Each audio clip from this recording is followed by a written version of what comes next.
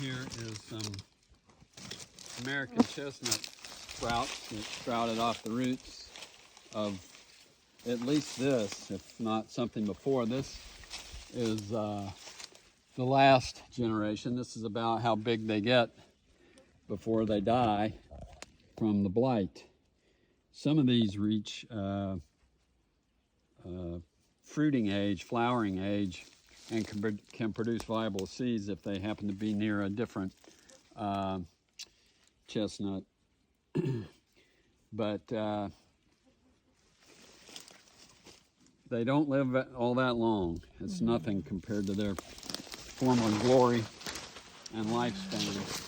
And this is the other one. And this is another one right next to it. And all I've been able to find, I haven't really spent a lot of time looking. I've been working on other stuff out here. But these two dead main stems are all I've been able to find. And I suspect that one of two things could happen. Either there's a stump that we can't see because it's rotted down below the surface and still has viable roots, or it's possible that some of these sprouts that live long enough to fruit produce viable nuts, and something dropped those, a nut or two here.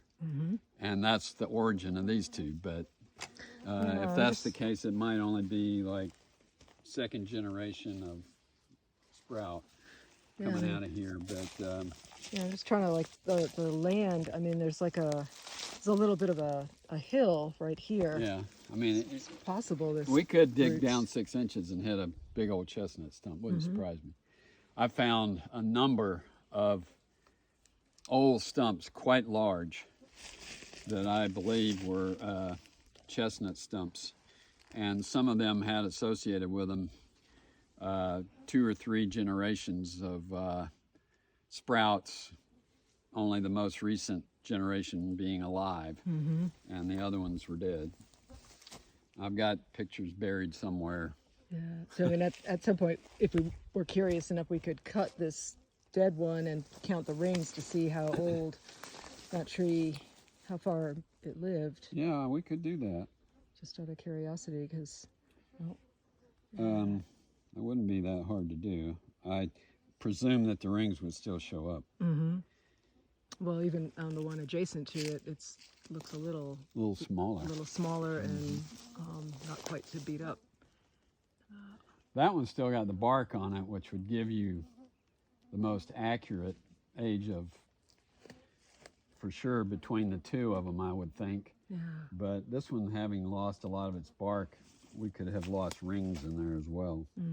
But I still suspect there's more rings in this one with missing bark than there is in that smaller one. Definitely. It's just a bigger tree. And then, you know, the years, drought years versus wet years will true. play a role in how fast it's going to grow. But gosh, so if there is a huge stump underneath here, and that, I mean, just, it's really hard to show this in the video. You're not going to see what I'm seeing whilst I'm standing here, about there's this little gully down in here, and then it poofs up and then it goes down the hill, but it's still rounded in this area, like it could be a large tree underneath what we can't see. Well, So if you want to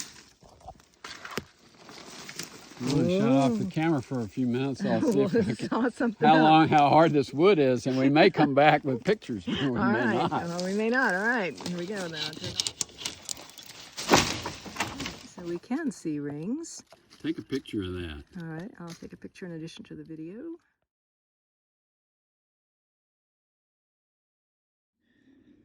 6,